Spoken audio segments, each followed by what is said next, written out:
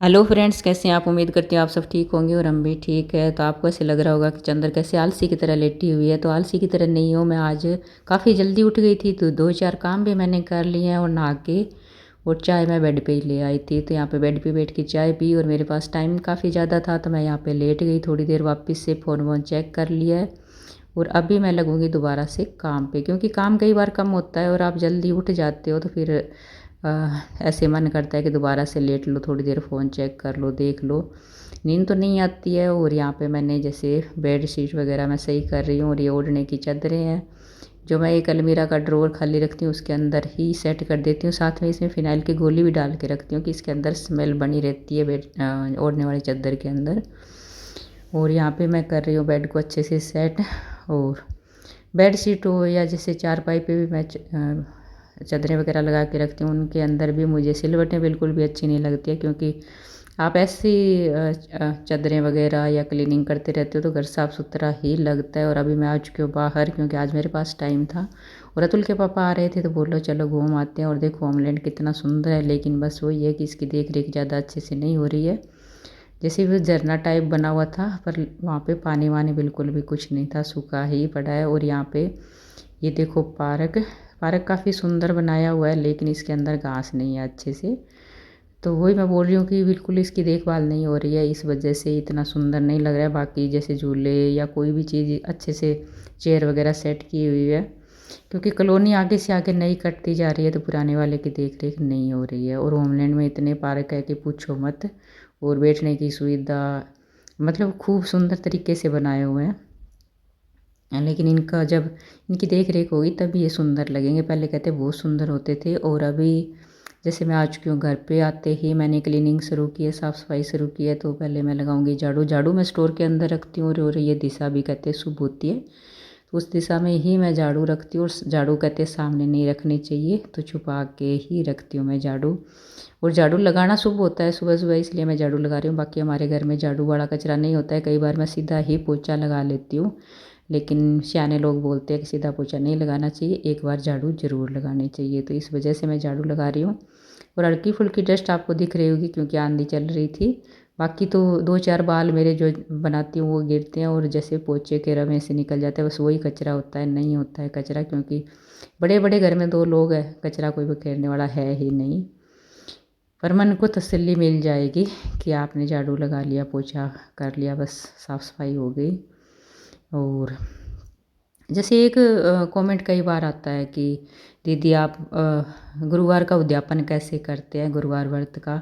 तो इसमें जैसे हल्दी हो गई, केला, गुड़, चने की दाल और पीला कपड़ा और पपीता, बाकी गेंदे के फूल आप ले सकते हो। ये इतनी चीज़ें ला के आप बुधवार की शाम को अपने घर पे रख लो। और गुरुवार के दिन जैसे आप गुरुवार का फास्ट करते हो उसी तरह आप नहा धो के और विष्णु जी के आगे बैठ के अच्छे से अपनी कहानी वानी सुन के पूजा करके और जो सभी चीज़ें मैंने बताई है वो भगवान विष्णु जी को अर्पित कर दो। उसके अंदर आपकी इच्छा अनुसार दक्षिणा आप डाल देना, जितने भी आप चाहो दक्षिणा डाल के। और मंदिर के कोई जैसे बूढ़े पुजारी जी है या पंडित जी है, उनको आप दान में दे के आना और पैरों हाथ लगा के आशीर्वाद ज़रूर लेना। तो गुरुवार का जो दान होता है वो पंडित जी को ही दिया जाता है। तो इस तरह से उद्यापन करते हैं गुरुवार के व्रत का।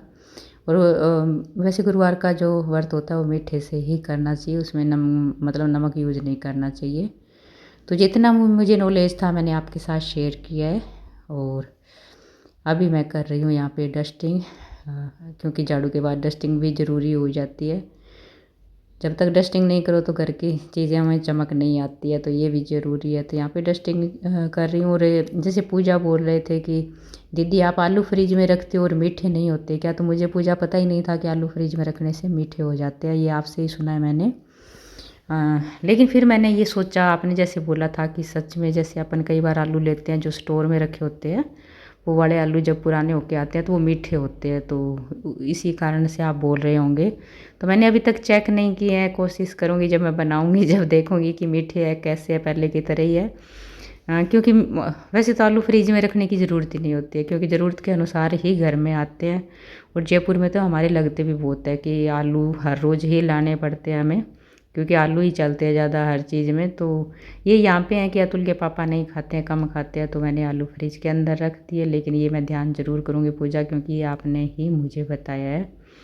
तो यहाँ पे मैं लगा रही हूँ अतुल के बाथरूम में पोछा, और इसकी टाइलें ब्लैक है तो पोछा लगाने से अच्छे से चमक आ जाती है, ब्लैक ब्लैक मतलब टाइलें दिखती रहती है।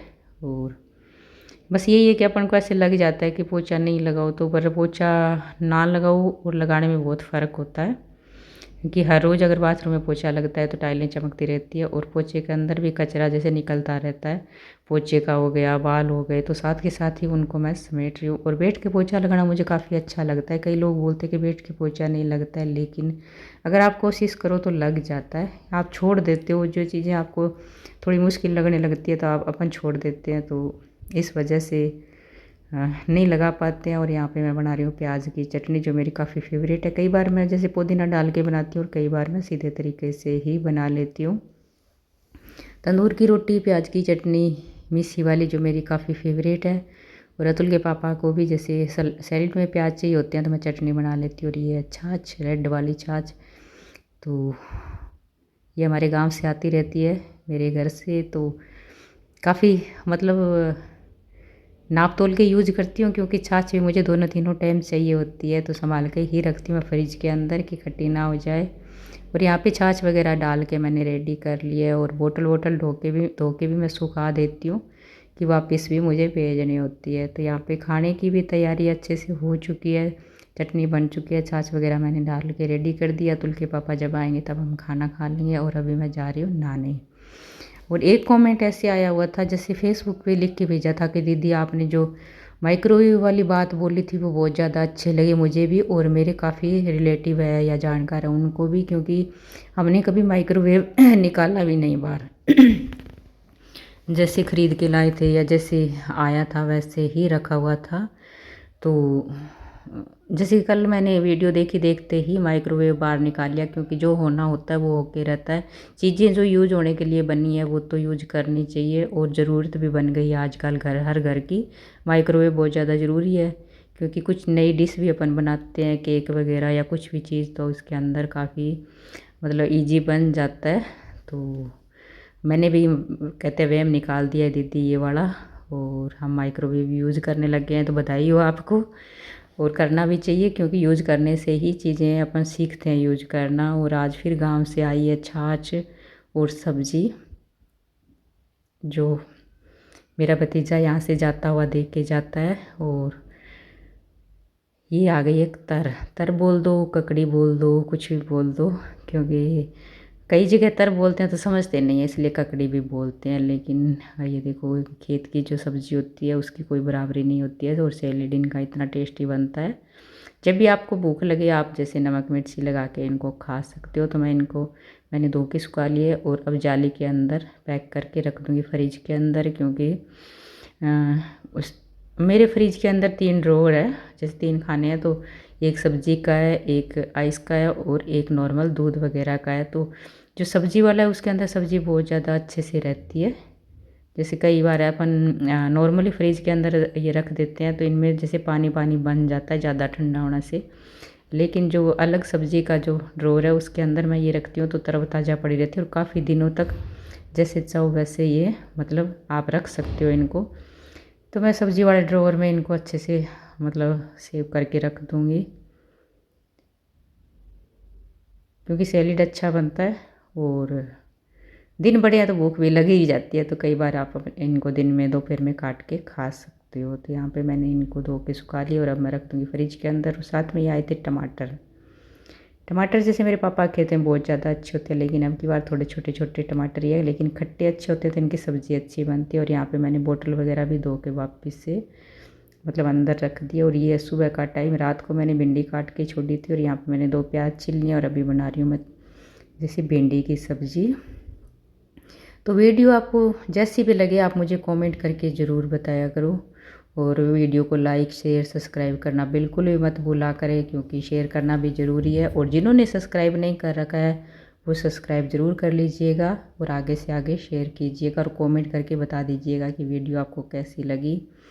तो अभी मैं बना रही हूँ भिंडी की सब्ज़ी। बनते हुए ज़्यादा टाइम नहीं लगता है, क्योंकि भिंडी मैंने रात को ही काट के और सुखा दी थी। तो यहाँ पे भिंडी की सब्ज़ी भी बन के रेडी हो चुकी है। तो मिलते हैं अगली वीडियो में, तब तक के लिए बाय।